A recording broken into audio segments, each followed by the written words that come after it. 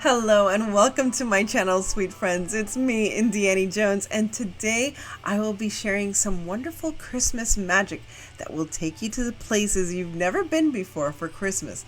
And specifically, I'm taking you to the world of Alice in Wonderland. A Christmas in Wonderland? I know that sounds strange, but I think it's probably the most whimsical thing you'll ever have for Christmas. Here's a tablescape just to get you inspired. Now, why am I Alice in Wonderland inspired this year? Because I'm helping to decorate this beautiful 100-year-old estate, and the theme was literature from 100 years ago, and Alice in Wonderland is the one that was chosen. I will be decorating these two rooms. But now the inspiration for this challenge is coming from Grace Life DIY, Amethyst Adventures with Antoinette Decorating, and of course me. So we are inspired, of course, by Mackenzie Childs, but for me, it's Alice in Wonderland.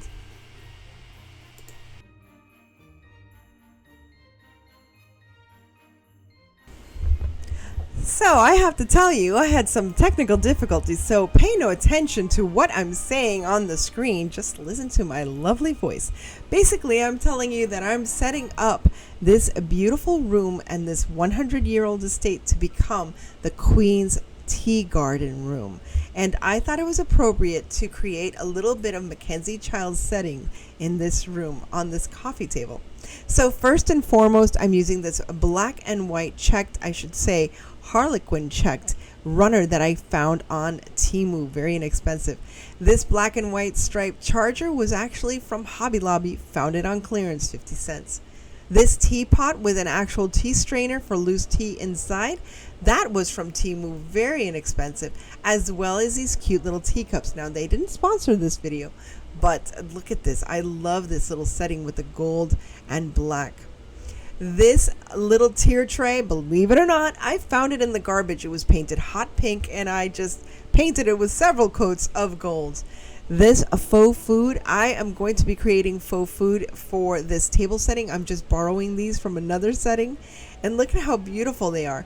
But I will have a faux food gingerbread video coming out very soon, so keep your eyes open for that.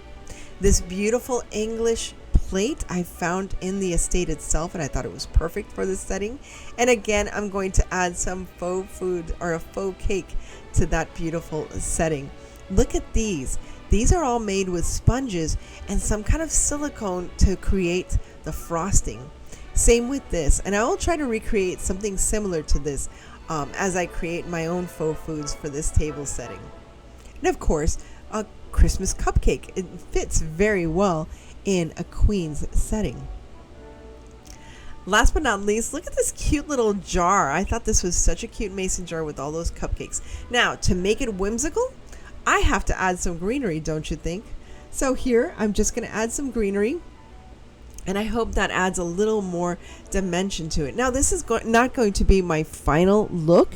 I'm still playing around with other looks, but at least it's a start. And of course, I have to add some roses. So somehow I have to find a vase that I can fill the table with little roses here and there. Red roses, of course, with the Queen of Hearts. Now, what about a silver table setting? This beautiful silver tray was provided, and the whole set actually was sent to me by one of my sweet friends, Tanya Garcia. She was so kind to share with me her own tea set that she said she didn't use. She had never used it before, and you can tell, look at how stunning. I think it's ready for the queen herself, and I feel very queenly in this room. But let's see how I got that tree decorated like this. As I mentioned before, Ollny came through and gave me some lights so I can decorate my tree. Now, this tree was donated to me. It wasn't from a sponsor or anything. It was literally donated to me. So I have a lot of work ahead of me. So I wanted to show you how you don't have to invest a lot of money, but the investment of lighting. Lighting is so important for Christmas. So take your time and get some really nice, good new lights if you don't have any new ones. You don't have to buy a whole new Christmas tree. You can make the most of the tree that you already have. Now here you can see that I placed the tree on top of a box to make it seem larger. Again, I was having a lot of issues filming. For some reason, my phone wasn't working right. It wasn't filming right, but here you have me, and I thought it was best to have this kind of disposition, of vertical disposition, so you can see how wonderfully easy it is to place these lights, these Ollny lights, all over my tree. And I had so much fun because lighting the tree was so fast, quick, and easy with this Christmas tree netting. Now what's cool is that the netting, the wires in between are clear. They're not white, they're not green. So you really have a great time just putting together the tree and putting the lights without any major issues. And I think it looks great. What do you think? Next, I wanted to share a way that you can create some whimsy with your Christmas tree decorating. Because this tree was much smaller than I expected, I thought I would be very creative with the design of how I used ribbons. Again, I apologize for the blurriness. I was having major issues filming, and I really didn't want to eliminate this step. I thought it was important to show how I was using the crisscross design to create, I guess, more volume in the tree and to disguise a lot of the spaces that many of these older trees, or even when we get a natural tree, they might have.